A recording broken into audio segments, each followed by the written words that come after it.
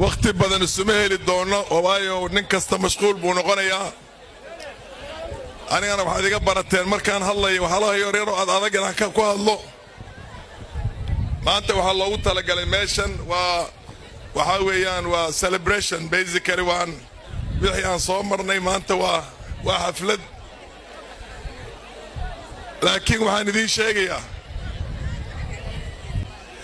fursadan maanta madaxda Soomaaliyeed oo inta isugu imaatay aanan aaminsanahay diaspora iyo regionka iyo wadanka sida maanta la isku imaaday inaan hadda ka horeyn dhicin waxaan uga faa'iideysanayaa wax yar idin sheego khayr waxba kaama dhiba laakiin shar u toghay gobolka keliya oo jamiiradda Soomaali kamid ah